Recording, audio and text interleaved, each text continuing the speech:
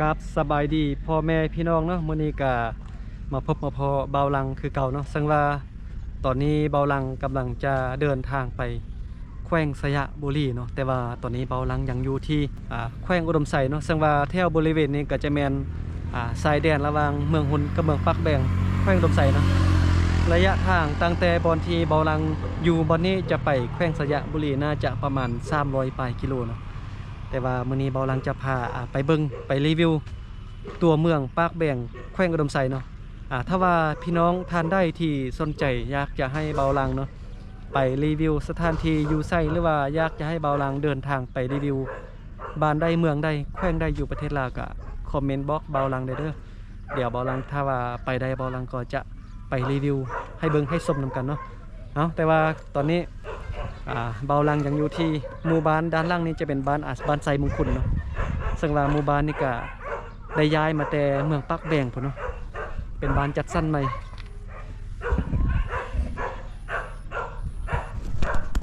บรรยากาศภายในบ้านบ้านนี้วิวงามขนาดเนาะเป็นบ้านที่กว้างนะกว้างแท้กว้างว่าเนาะ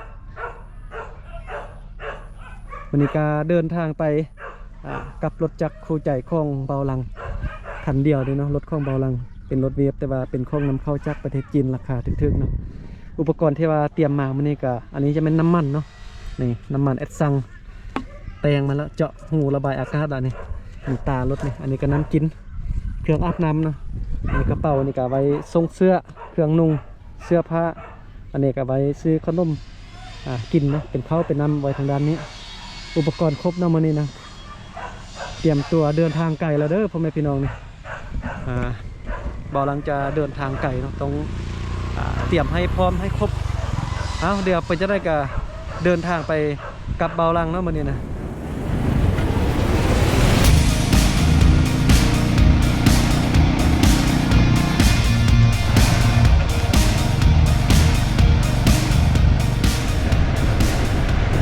ตอนนี้ก็ขี่รถออกจาก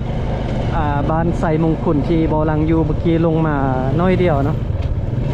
ประมาณ1กิโลลงมาด้านลมนี่ก็มีหมู่บ้า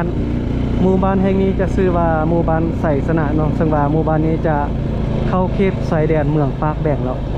หมู่บ้านนี้จะมีไฮไลท์จุดหนึ่งเนาะเป็นจุดเช็คอินว่าเฮามาฮอดหมู่บ้านแห่งนี้ก็อย่าลืมมาแวะเก็บภาพมาถ่ายรูปอยู่งามๆอยู่หมู่บ้านแห่งนี้เนาะเดี๋ยวเบาลังจะพาไปเบิ่งไปชมนำกันแป๊บนึงแล้วก็จะออกเดินทางไปกันต่อซึ่งว่าขี่รถมาฮอดกลางบ้านนี่ก็จะมีเส้นทางเลี้ยวไปทางด้านซ้ายมือบนนี้นะเขาเจ้าจะเขียนว่าส่วนกล้วยบ้านไสสนะเนาะเลี้ยวเข้ามาทางด้านซ้ายมือนี้จะมีหมู่บ้านคงสุดเทากมุเนาะจากเมื่อก่อนเส้นทางลงมากลางบ้านนี้บ่ได้ดีแบบนี้เด้อแต่ว่าปัจจุบันนี้เส้นทางลาดยางแล้วสะดวกสบายฝนตกฟ้าแดดฝนตกมาได้รถบรรทุกน้อยใหญ่สามารถมาได้เนาะพ่อแม่พี่น้องถึงบรรยากาศภายในบ้านป้าเนาะ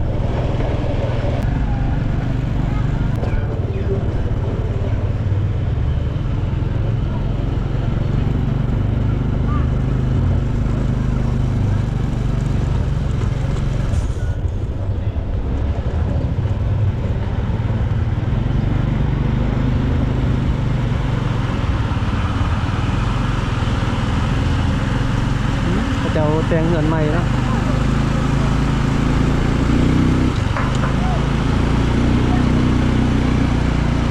นี่มาฮอดเด้อนี่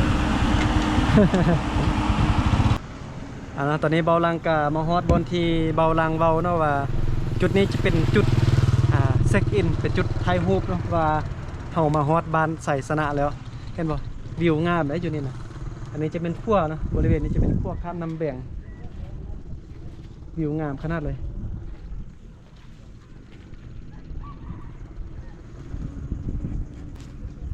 จากเมื่อก่อนเนาะพ่อแม่พี่น้องที่ว่ายังบ่ทันมีขั้วเล็กแบบนี้นะยังมีแต่ขั้วขั้วไม้แบบนั้นนะการไปมาห้าสู้กันการไปให้ไปส่วนกันข้ามแม่น้ำแบงนี่ถือว่ายุ่งยากหลายแต่ว่าปัจจุบันนี้มีขั้วเล็กข้ามน้ำแบบนี้ก็ถือว่าการไปให้ไปส่วนสะดวกสบายหลายขึ้นเพราะว่าชาวบ้าน อยู่บ้านใส่สนานี้จะพากันไปเฮ็ดให้เฮ็ดส่วนอยู่ฝากผู้ฝากนั้นเนาะจะมีให้เข้าให้ซะนี่แล้วก็มีทงนามีส่วนกล้วยเนาะอันนี้ก็สบายแล้ว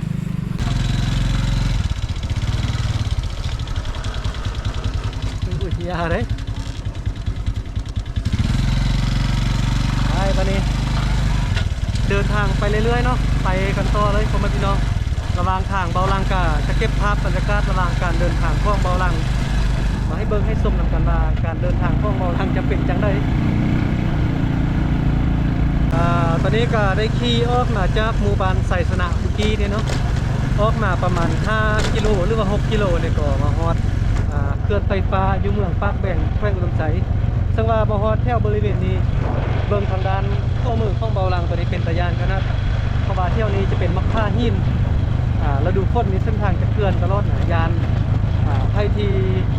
เที่ยวเส้นทางนี้แล้วดูคนนี้ระมัดระวังเด้อยานต้นไม้ลมตันทางหรือว่ายานคนหินเนาะถล่มลงมาตันทางเนาะวิวงามเลยแถวนี้นะนี่เด้อพี่น้องท่านใดที่ว่าอย่างบ่ทันเห็นเขื่อนไฟฟ้าเมืองปากแบ่งนะบ่ลังกะมาเก็บภาพให้เบิ่งให้ชมนำกันเขื่อนไฟฟ้าเมืองปากแบ่งแขวงอุดมไซทางภาคเหนือของประเทศลาวเขาเนาะ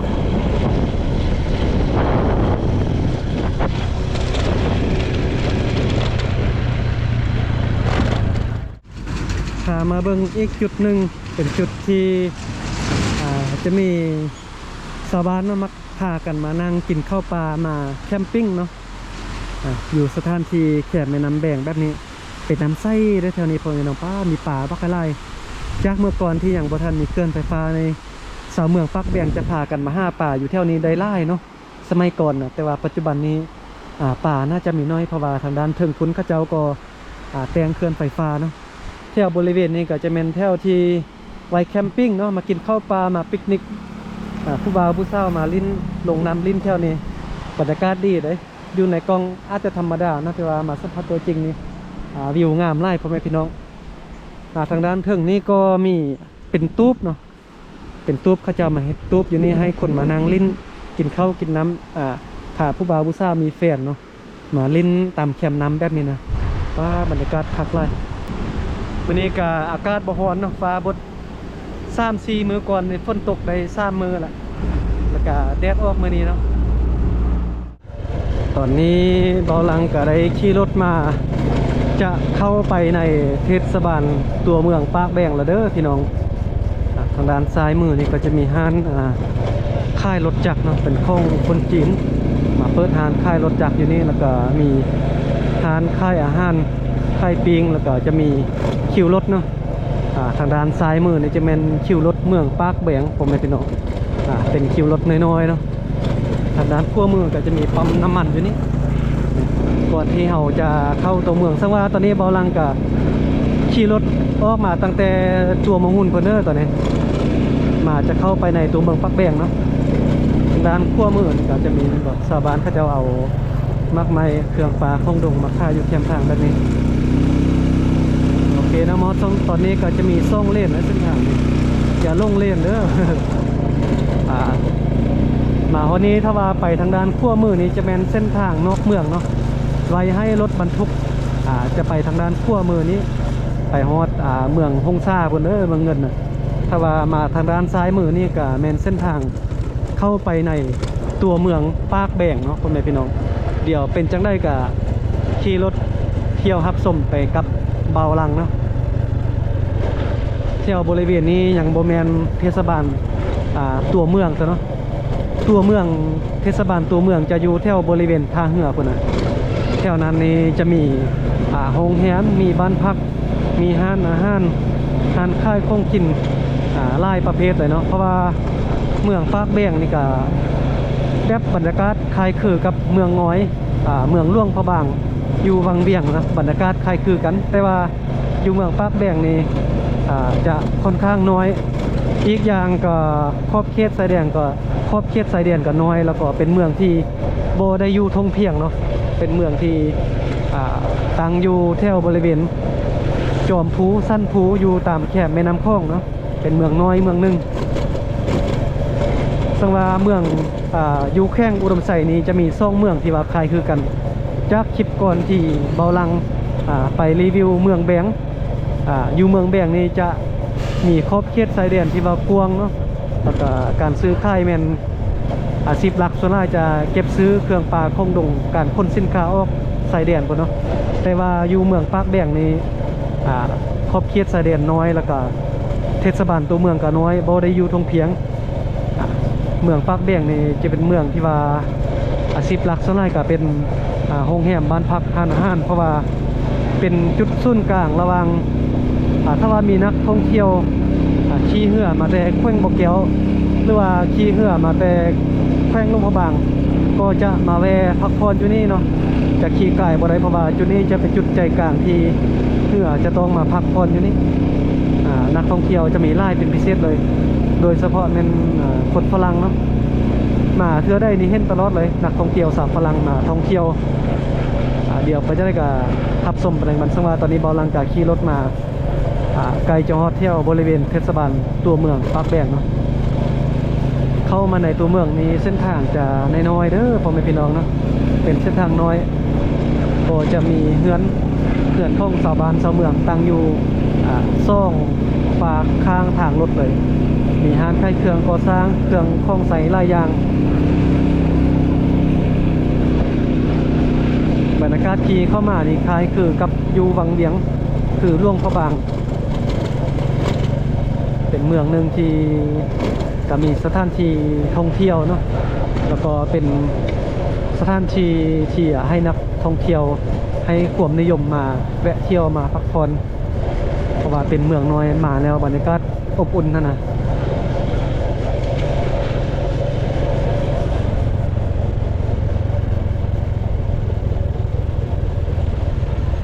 ทางด้านซ้ายมือนี่จะมีวัดเนาะภาษาอังกฤษน่าจะเอ่นว่าแชมโปเบาลังก็บ่ฮู้ภาษาอังกฤษปานใดบ่ค่อยเก่งลืมแล้วเนาะผ่านมาเก่งอยู่นี่ก็จะมีธนาคารการค้าเนาะแต่ว่าเป็นสาขาที่ว่าน้อยเป็นธนาคารน้อยนะเอาแล้วเนาะมาทางด้านนี้ก็จะมีตลาดเมืองปากแบงให้นักท่องเที่ยวคนฝรั่งเนาะมีห้างขายเครื่องรถจักรห้างขายรถจักรของคนจีนเนาะสาวจีนมาเปิดห้างขายรถจักรอยู่นี่ทางด้านขั้วมือนี้จะเป็นตลาดเนาะแถวนี้แหละจะเป็นแถวบริเวณจุดใจกลางเป็นจุดสมนุมที่มีนักท่องเที่ยวไล่นะเนี่ยด้านขั้วมือเนี่ยเนาะขึ้นไปทางด้านนี้มีตลาดแล้วก็มีตู้ ATM ธนาคารพัฒนาแล้วก็จะมีโรงแรมมีบ้านพักไล่เนาะแถวนี้นะ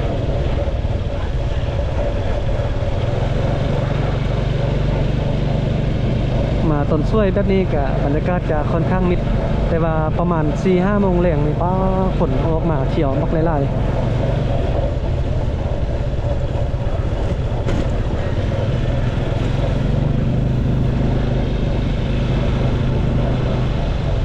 มาฮอดมาถึงแล้วเนาะตัวเมืองปากแบงมีสาขาขนส่งนะอยู่ในตัวเมืองเนี่ยมีสาขาอนุสิทธิ์จะอยู่ทางด้านขั้วมือนี่เลยอยู่แถวบริเวณท่าเรือเนาะนี่บนนี่แหละเดี๋ยวจะพาไปเบิ่งท่าเรือส่วนเส้นทางมาแถวตัวเมืองนี่ก็จะมาสุดอยู่นี่เลยจะมาสุดอยู่ที่ท่าเรือเนาะเส้นทาง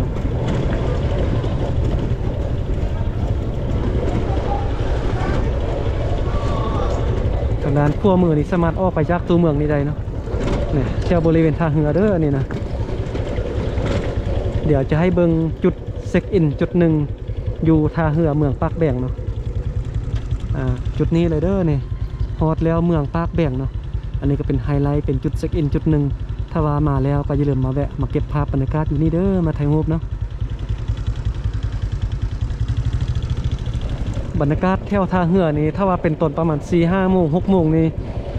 มีนักท่องเที่ยวมาบักไล่ๆพ่อแม่พี่น้องไล่แท้ไล่วานะมาเต็มท่าเรือนี้แล้วก็เจ้าของบ้านพักโรงแรมก็จะเอารถตู้หรือว่ารถคนใดมาไว้รับตอนแขกเนาะมาส่วนแขกไปพักผ่อนบ้านพักไปพักผ่อนอยู่โรงแรมนะก็จะมาตอนแล้วก็มาโอมาลมเพิ่นเนาะพานักท่องเที่ยวไปพักบ่แล้วก็จะเอารูปห้องนอนให้เบิ่งเนาะถ้าว่านักท่องเที่ยวรู้สึกว่าโอเคกับห้องนอนโอเคกับราคาบ้านพักก็ ขึ้นรถไปพักผ่อนที่บ้านพักกันเลยเนาะ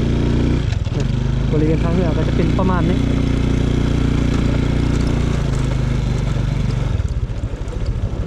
อุ้ยโอเคนะมาฮอดแล้วเมืองปากแบ่ง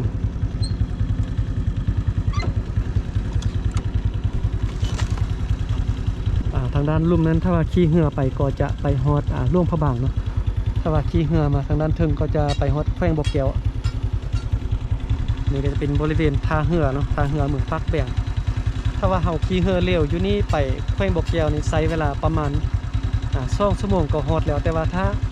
เฮาขี่รถไปนี่น่าจะประมาณ10 ปลายชั่วโมงพุ่นน่ะจึงฮอดแต่ว่าหมดมือพุ่นแหละแต่ว่าขี่เหือไปน่าจะดีกว่าฮอดไวเนาะ2 ชั่วโมงก็ฮอดแล้วนี่เนาะมาฮอดมาถึงแล้วเมืองปากแบ่ง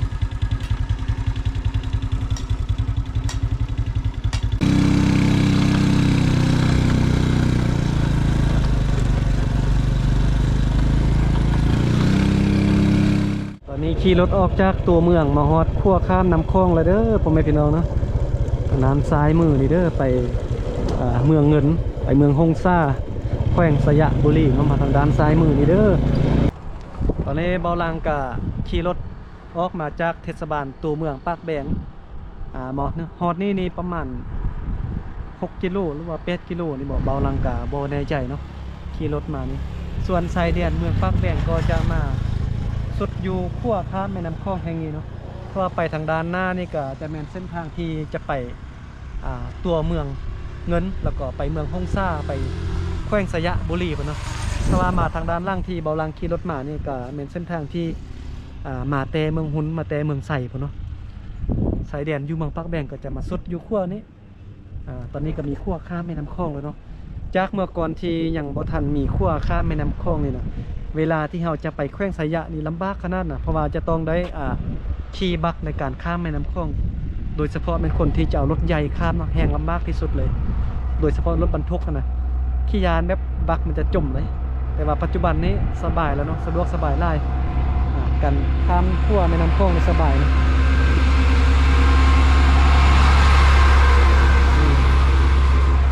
รถบรรทุกใหญ่ๆแบบนี้ก็ไปมาสบายแล้วบัดนี้นะโอเคนะบริเวณนี้ก็จะเป็นบริเวณเป็นจุดเช็คอินเป็นไฮไลท์อยู่ที่ขั้วข้ามแม่น้ำคลองที่เมืองปากแบ่งประมาณนี้นะแต่ว่าปัญหาของเบาลังก็คือ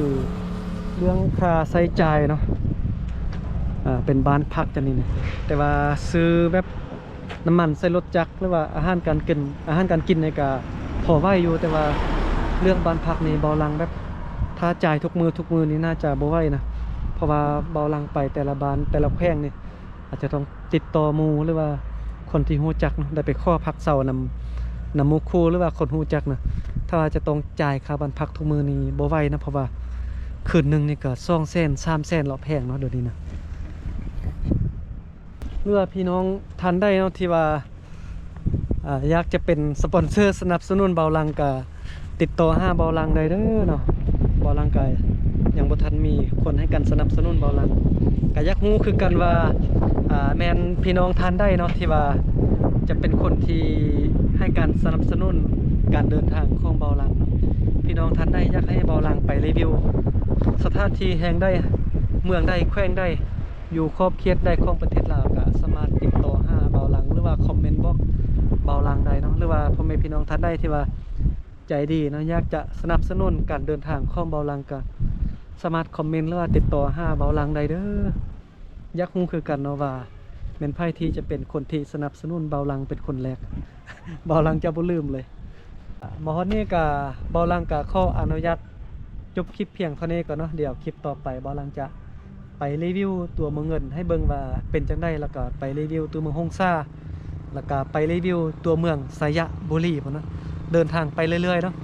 จะได้ก็ฝากพ่อแม่พี่น้องเป็นกำลังใจให้เบาลังเนาะในการเดินทางไปถ่ายคลิปแต่ละบ้านแต่ละเมืองของเบาลังเด้อฝากเป็นกำลังใจเนาะ